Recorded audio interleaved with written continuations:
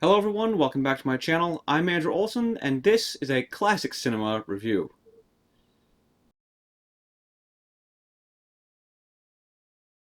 This one has been a long time coming, so let's jump right into it. The Gold Rush, written and directed by Charlie Chaplin and released through United Artists in 1925.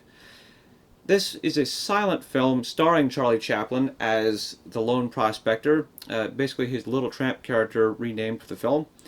Mark Swain, Tom Murray, Malcolm Waite, Georgia Hale, and Henry Bergman round out the principal cast. The film opens with Charlie Chaplin's Little Tramp character, or rather the prospector, hiking across Alaska's frozen landscape. Elsewhere, another lone prospector, Big Jim McKay, has just struck it rich.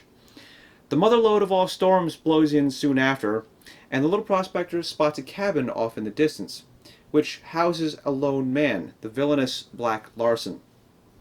The prospector arrives at the cabin and is immediately told to leave by Larson. The raging wind outside, however, quite literally blows Big Jim in through the front door, and the three men remain effectively trapped as the storm builds. After days without food, the three men cut cards to see who will brave the blizzard for supplies. Black Larson gets the low card. While Larson is gone, the prospector and Big Jim endure, including filet of sole for Thanksgiving dinner. Looks to be about a size 13, don't you think? Black Larson runs afoul of two lawmen camped out on the frozen tundra. He steals their food supply and then stumbles upon Big Jim's gold mine while he's at it. Back in the cabin, the lack of food and confinement has caused Big Jim to start hallucinating, believing that the prospector is a giant chicken and tries to catch the little fellow for dinner. After much chaos over who or what will be the next meal, an unexpected guest comes to dinner, saving the day, and soon after the storm lifts and the two men part ways. When Big Jim arrives at his claim, he finds Larson working it. Larson subdues Jim in a fight and escapes a rich man, however, he meets his fate soon after. Big Jim wakes up a little while later and wanders off in a daze. The little prospector finds a town. Here we meet Jack, a ladies' man, and the girl, the beautiful and fair Georgia. At the Monte Carlo dance hall, Georgia is showing off photographic portraits of herself. When one is torn by Jack after kidding around, Georgia discards it in disgust, only to have it be located soon after by the little prospector. The prospector finds himself in a rather awkward situation, being the outsider among the merry townsfolk. His attention is drawn to Georgia, but our little hero remains invisible to her at first. Meanwhile, Georgia tells one of the girls that she is tired of her circumstances and wishes to find somebody worthwhile. Jack makes a pest of himself by insisting on dancing with Georgia, but she rebuffs him and instead decides to dance with the unsuspecting little prospector, putting him at odds with Jack. Ultimately, the prospector confronts the bully in a physical fight. With a little help from the wall clock, Jack is knocked unconscious and the little prospector leaves a hero. The next morning, the prospector innocently cons himself some breakfast and a place to stay from Hank Curtis, a friendly cabin owner just down the road, by posing as a half-frozen passerby. Mr. Curtis leaves the cabin in the prospector's hands while he travels off to his own mine. Later, outside the cabin, Georgia and her friends enjoy a snowball fight. The prospector answers a knock on his door only to be hit in the face with a snowball.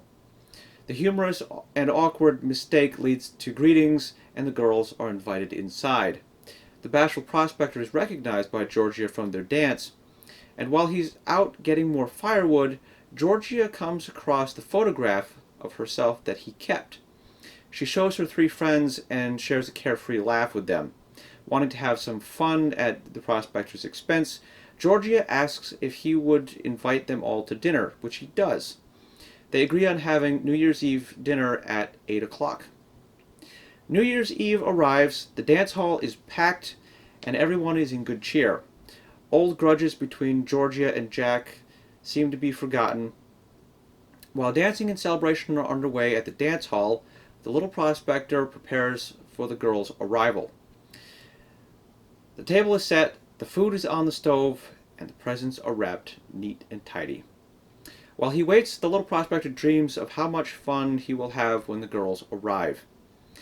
At the dance hall, midnight strikes and Georgia fires off several pistol rounds to gather everybody around to hear old Scotty sing Auld Lang Syne. The little prospector who has fallen asleep is awakened by the gunshots only to realize he has been stood up. After the song, the party kicks off into full swing. When handed some food, Georgia remembers their little friend and suggests to her friends and Jack that they go have some fun with him. Jack catches Georgia and, with a kiss, asks if she loves him. She replies, yes. The dejected prospector heads to the dance hall where he watches the merriment through the windows. Georgia, Jack, and friends arrive at the cabin, ready to surprise the prospector with some harmless shenanigans. Georgia enters the cabin and realizes how much the party genuinely meant when she sees the place all decorated and set up all nice and neat. Feeling guilty, she tells the others it's time to leave, but not before Jack insists on another kiss. She rebuffs him again and sours the mood, walking off. The next day, Big Jim wanders into town and stops by the recorder's office. He tells of his big mountain of gold, but can't remember where it is. Nor can he remember where Larson's cabin is either. If there was only a way to remember. That night at the dance hall, Georgia writes an apology note which reads, I love you, but it doesn't specify who it's for. She has it delivered down to Jack and watches from the balcony upstairs as he opens it and then discards it with amusement. The little prospector enters and Jack tells the waiter to give the note to him, but not to tell that Jack told him to do so. The poor prospector, in a frenzy, inquires to George's whereabouts. As he runs through the crowded dance hall, he is stopped by Big Jim, who remembers him from the cabin. Jim declares that he will make the prospector a rich man if he takes Jim to the cabin. At that moment, the little hero sees Georgia up on the balcony, runs to her, and announces that he's going off to make good. She is surprised, but isn't given time to explain as Big Jim drags him off. The two intrepid heroes find Larson's cabin all right, but that night a big storm blows in, pushing the two heroes to the edge of their endurance. Big Jim's gold is within reach, but the two characters have now come full circle. Will they survive the frozen tundra and make good? I won't tell you how it ends. If you haven't seen the movie and wish to do so, I think you'll enjoy what happens. It's a fitting ending. The Gold Rush is a dramatic comedy. The Klondike Gold Rush is, of course, the backdrop for the film, and Charlie Chaplin was apparently inspired by the ill-fated Donner Party when he wrote the story. The Gold Rush lends itself well to the dramatic side of the story, with loneliness, starvation, greed, disappointment as the real challenges. I will point out that there really is no main villain to this film. All of the obstacles that the characters have to overcome are really the main villain, if you will. The comedy comes from the clever and resourceful ways that the characters overcome their obstacles. You know, the wonderful dichotomy of expectation versus reality in the humor, and the way that the humor balances the drama is very well done. Chaplin, by this point, was a experienced filmmaker. He had made a number of movies, and of course he had done a lot of short films before that, and his experience shows. I know the film wasn't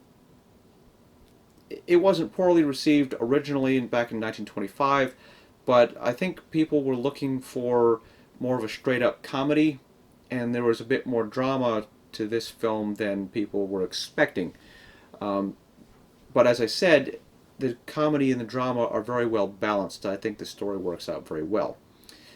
This film, like many of Chaplin's films, is very relatable, and that's mainly due to his character of the little tramp, or the prospector in this one. Although out of work and always on the move, he never seems to give up and always has a knack for surviving the situations he gets into. The buffoon extraordinaire, if you will, is unassuming with a sense of innocence, but has resilience and resourcefulness that manifests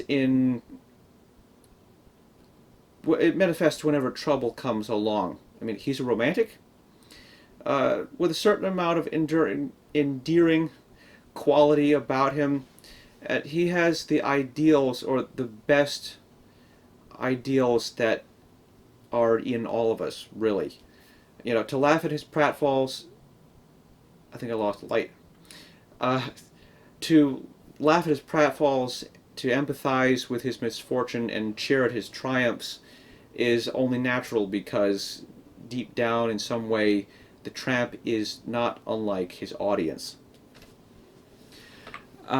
This relatability gave Chaplin an international appeal, and he became an international star. Certainly by 1925 he was known the world over.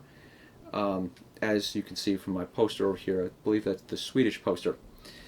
On top of his appeal, because of his character, silent films in general are very easy to present to a foreign audience. Today, if a movie is made in the United States and then shown in a foreign country that doesn't have English as its main language, then it becomes difficult. You either have everything overdubbed, or you have dialogue in whatever language the movie is needing to be presented in, written on the screen. But for a silent film, there is no spoken dialogue. So everything is portrayed through action. Everybody can see what's going on, and the action is, generally speaking, presented in such a way that very few people would misunderstand. And as far as dialogue is concerned, there are title cards. Every time somebody says something, a title card would pop up with whatever the person is saying. So for a silent film, like a Chaplin movie, the English title card can be cut out, and a French or German or Chinese or Spanish card can be inserted with the equivalent dialogue in whatever language the movie is being presented in. The special effects hold up well for this movie. It's hard to believe it's been 96 years since this film came out. It's 1925, so yeah, 96 years.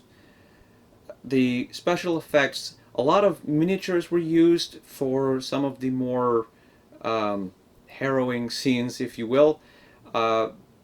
Black Larson's demise is that was partially a miniature set, and they overlaid multiple pieces of film. They filmed the actor playing Black Larson on a piece of ground that matched the contour of a miniature set, and then they filmed both and overlaid the two pieces of film so it looked like Larson was on a piece of ice that was breaking apart. If you look real close when that scene is happening, when the ice is separating, the actor he's reacting to his surroundings, but the ice underneath one of his feet moves, and that should have moved the actor, and he doesn't actually move. It's very brief, and that's the only slight giveaway. But I mean, that's an old film trick, just overlaying two pieces of film. That's even done today using digital cameras. It's very easy to do in software.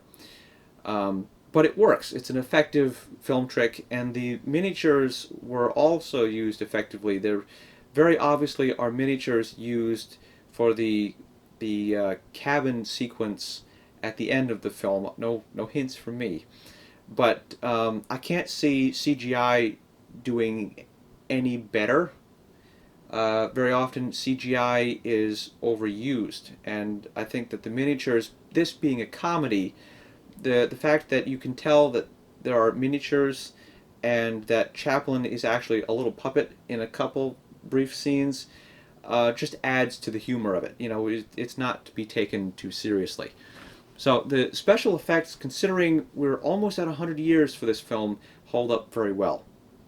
The musical score, I apologize, but I'm not 100% sure who wrote the original score. I would like to point out there are two versions of this film, and there is a different score for each version, and I'll get to the two versions in a minute. I'm reviewing the 1925 version, which is the original, today.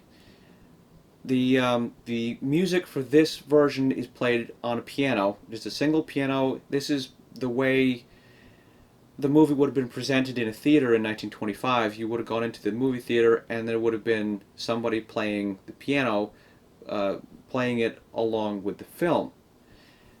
And having that single piano doesn't detract from the film, I'm happy to say.